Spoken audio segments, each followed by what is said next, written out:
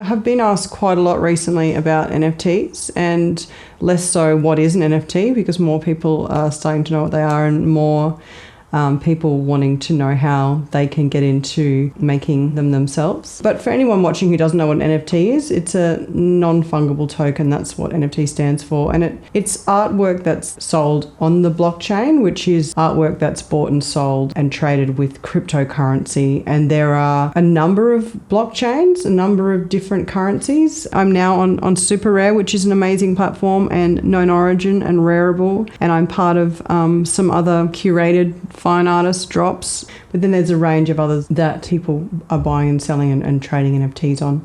So for anybody interested in getting into the NFT marketplace, I made a digital piece to support an exhibition last year, and someone I'd worked with in other areas saw it, and because they were working in NFTs, they said this is a perfect work to make an NFT of. You should be getting into NFTs. And so they suggested that I get onto Twitter, get a Twitter account, and get into an app called Clubhouse. And there's a lot of NFT conversations that happen there, and that I start to be active in those spaces. And then literally I just watched YouTube clips of how to get a MetaMask wallet, which is something you'll need, and how to get currency into that. I YouTubed and watched tutorials to do most of that. So if you get yourself a MetaMask wallet, and then you get into the communities, the NFT communities in Twitter and Clubhouse, that's a great way to start. And I've got a Clubhouse room there called the NFT Fish Tank, and also I'm active on Twitter and Twitter Spaces, so you can always find me and come and connect with the network that I have there. That's something that I suggest people do. It takes quite a lot of time in the beginning to find your community there, and so there is a real need to be dedicated to nothing happens easily in the NFT space and in any art space. You have to make your friends and find your people, find your tribe, and NFTs are no different. So why NFTs?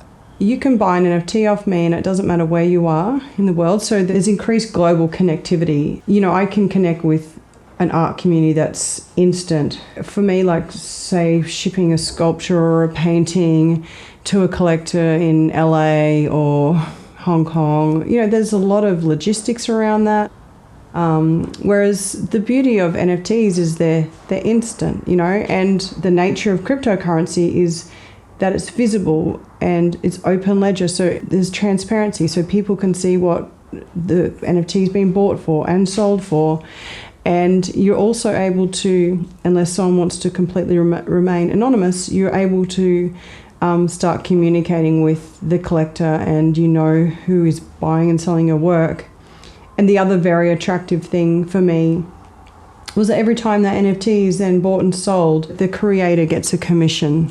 And so, as an artist who, really I'm creating work largely and selling, having one transaction for each work, that over time, in 20 years from now, I'll still be receiving the benefits of my work as the value goes up and as it changes hands. So that's one great thing about NFTs. Another great thing is once you get in this space, you really start thinking about new opportunities and new ways of working and new ways of thinking about your work. The transition from making my paintings and painting those and then having them animated and brought to life it's really quite a natural fit. But then what's happened as a result of me now making animations is more and more I'm pushing in my physical work that storytelling. And when I'm painting my physical paintings, I know now that there's going to be the ability for me to actually tell the story in an animation. So that is kind of also influencing my paintings and my work.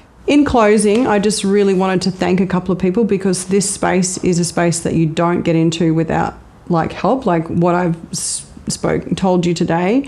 That's the kind of help that I got one-on-one. And so Holly from Rareable and Kenza and Harry Pack, who bought the first ever edition of one of my works, and there's just so many people, GT, Sewell, and Jane from Australia, and all the people who've collected my work so far. Like, I just have so much gratitude for them, and people who like to help me troubleshoot stuff in the middle of the night. And, you know, the community element of NFTs is so strong, and you can't come into NFTs without getting your, you know, having community and developing those friendships. And yeah, a big thanks to everyone who's helped me in my career so far, and to help me to get into NFT space. It's very much a leg up space, and yeah, thank you.